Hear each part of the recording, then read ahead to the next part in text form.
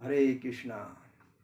चैतन्य महाप्रभु भक्तों को और सन्यासी भक्तों को, मतलब जो भगवान के भक्ति में तल्लीन जो रहते हैं, उनके लिए कहते हैं कि वैरागी भाई ग्राम कथा ना सुनी बे काने, ग्राम वार्ता ना कही बे यबे मिली बे आने, स्वप्ने ओ ना कर भाई श्री संभाषण, गृहे श्री छाड़िया भाई आसिया छवन, यदि चाह प्रणय राखिते गौरांगे सने, छोट हरिदासेर कथा थाके एन मने, भाल ना खाइबे आर भाल ना परिबे, हृदय ते राधा कृष्ण सर्वदा सेविबे।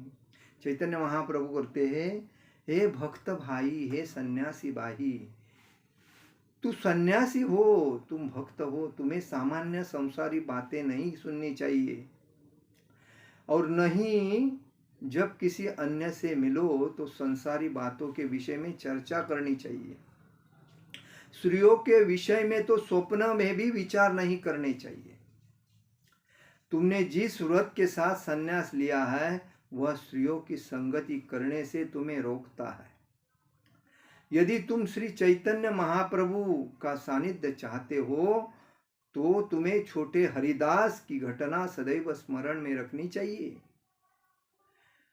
किस प्रकार महाप्रभु ने उसका परित्याग किया था। न तो विलासी भोजन करो, न सुंदर वस्त्र पहनो, लेकिन सदैव विनीत बने रहो और अपने अंतरतम में राधा कृष्ण की सेवा करते रहो। तो हमारा जीवन किसके लिए है? राधा कृष्ण की सेवा करने के लिए। हमें ये नहीं सोचना चाहिए कि यार मैं कितना सेवा कर रहा हूँ, मैं थक जाता हूँ। आपने अगर सबको त्याग करके अगर भगवान को समर्पित हुए हैं तो सेवा करते रहना चाहिए। और यही कहा है, एक चैतन्य महाप्रभु के छोटे हरिदास एक शिष्य थे। चैतन्य महाप्रभु भगवान कृष्ण के अवतार थे, राधा कृष्ण के अवतार। उनको सब मालूम पड़ता था उसके हृदय में क्या चल रहा है, उसके मन में क्या चल रहा है। छोटे हरिदास ठाकुर ने जब एक सुंदर स्त्री को देखा था, उसके हृदय में भावना हो गई, अरे कितनी सुंदर है। श्रील चैतन्य महाप्रभु जी ने, भगवान चैतन्य महाप्रभु जी ने उसके हृदय की बात जान ली, और जानने के बाद उसको तुरंत अपने सेवा से बाजू कर दिया। और उसको बाजू करने के बाद उसको कभी मिले नहीं, उससे कभी बात नहीं किया, उसको परित्याग किया।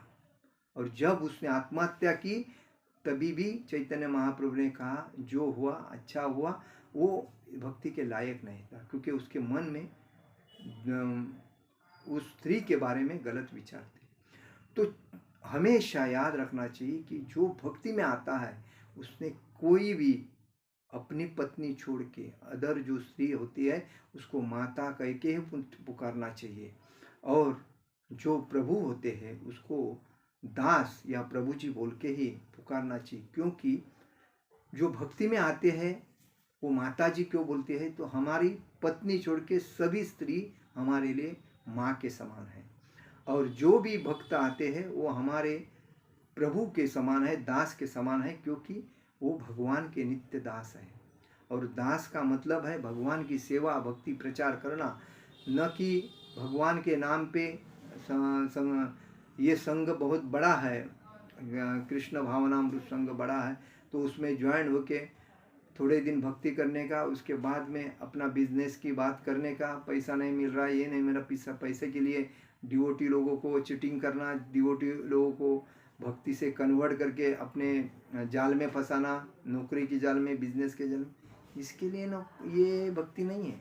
तो इसलिए कहा है कि आदमी को दृढ़ता से भक्ति करनी चाहिए, माया से अलिप्त रहना चाहिए और भक्ति में दृढ़ होना चाहिए। हरे कृष्ण कृष्ण कृष्ण हरे हरे, हरे राम राम राम हरे हरे।